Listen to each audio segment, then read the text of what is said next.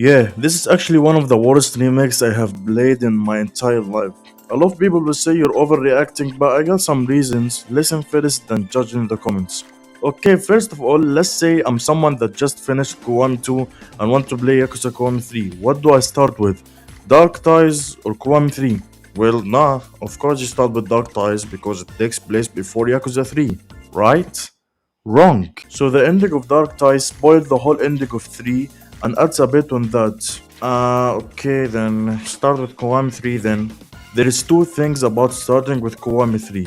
First, wasn't Dark Ties supposed to build on main character going to Yakuza 3? And regarding that, also the ending of Kiwami 3 spoiled Dark Ties ending.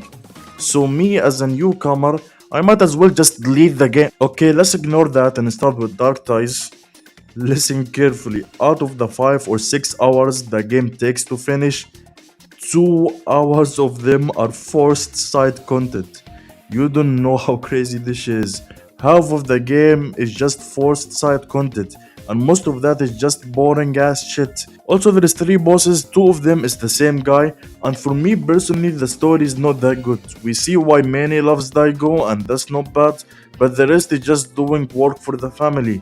The only good things was the last cutscenes, not the story of them, just the directing and many combat. Oh, we move to Kiwami 3. Surely it can't be worse, right? Wrong. The story starts normally, but we just get introduced to a lot of side content from the start. But I guess if it's not taking a long time, it's fine.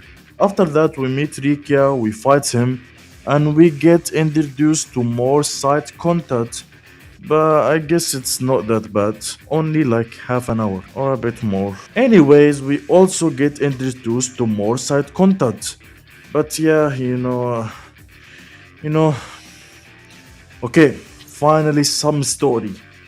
Oh wait, more side content? Okay, that's it, right? Like, there's no way there is like more side content, right? They make you play this fuck ass mini game for 2 plus hours. This can't be real. When we go to Kamarosho, the story start to pick up. So let me tell you what I hate about the story. First, the dynamic intros and the quick time events looks lame as fuck. The OG is way better. There is a lot of unnecessary extra fights and chapter 9 is still the same. One thing that I really hate that they remove the main story things from the orphanage. In the OG you get to do sub stories with Rika, help the orphans with him, and really get to know why Kiryu and the orphans really love him. But here they removed all that, so you don't really get to care about Rikia that much. Ignoring the story, let me tell you what they removed from the game. First is 90 sub stories, and in those is all the good OG ones. And also all the training masters including Komaki are removed, and also they made the tiger drop really hard to get.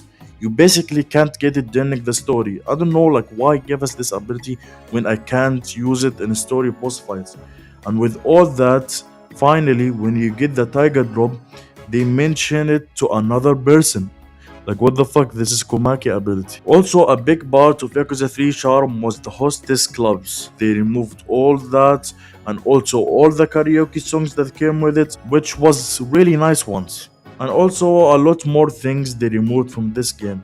So basically Yakuza 3 is actually a better game comparing it right now to Yakuza Kiwami 3 in every way, and I'm really sad to see how they done this game. It was my favorite game in the series.